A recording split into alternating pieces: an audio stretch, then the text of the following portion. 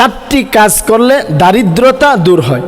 এক নাম্বার, প্রত্যেক রাতে সূরা ওয়াকিয়া তেলাওয়াত করা। শুআবুল ঈমান নামক কিতাবের 2269 নম্বর হাদিস।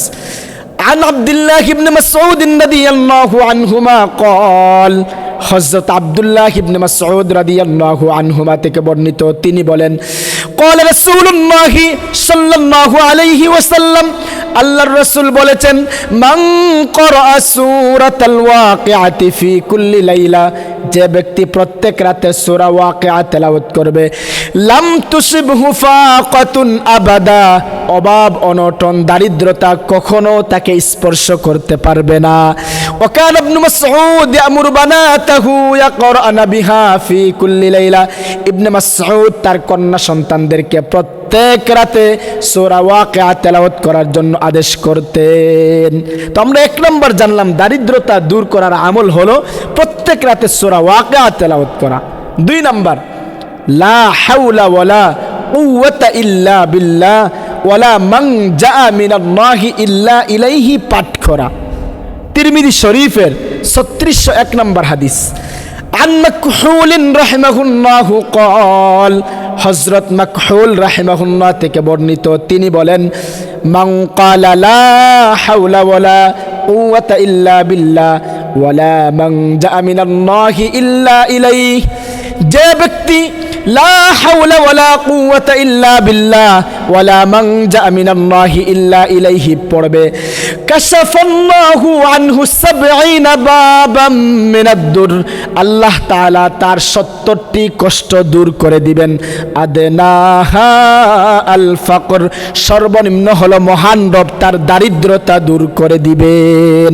তো দুই নম্বর আমরা শুনলাম দারিদ্রতা দূর করার আমল হলো লা হাওলা ওয়ালা কুওয়াতা ইল্লা বিল্লাহ ওয়ালা মানজা মিনাল্লাহি ইল্লা ইলাইহি পড়া।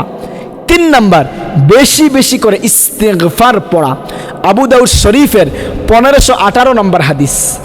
আর ইবনে আব্বাস রাদিয়াল্লাহু আনহুমা ক্বাল, হযরত ইবনে আব্বাস রাদিয়াল্লাহু আনহুমা থেকে বর্ণিত, তিনি বলেন, ক্বালা রাসূলুল্লাহ সাল্লাল্লাহু আলাইহি ওয়াসাল্লাম, আল্লাহর রাসূল বলেছেন, মান লাজিমাল ইস্তিগফার, যে ব্যক্তি সদা সর্বদা ইস্তিগফার পড়বে, জাআলাল্লাহু লাহু মিন কুল্লি দিকিন মাখরাজা, আল্লাহ তাআলা তাকে সব ধরনের সংকীর্ণতা থেকে বের হওয়ার ব্যবস্থা করে দিবেন। ওয়া মিন কুল্লি হাম্মিন ফারাজা, তার যত দুশ্চিন্তা আছে, তার যত পেরেশানি আছে দূর করে দিবেন। ওয়া রাযাকাহু মিন হাইসু লা ইয়াহতাসিব, এমন জায়গা থেকে তার জীবিকার ব্যবস্থা করে দিবেন যা সে কখনো কল্পনা করতে পারবে না। এমন জায়গা থেকে জীবিকার ব্যবস্থা করে দিবেন সে কল্পনাও করতে পারবে না। তো তিন নম্বর আমরা শুনলাম দারিদ্রতা দূর করার আমল হলো বেশি বেশি করে ইস্তেগফার পাঠ করা।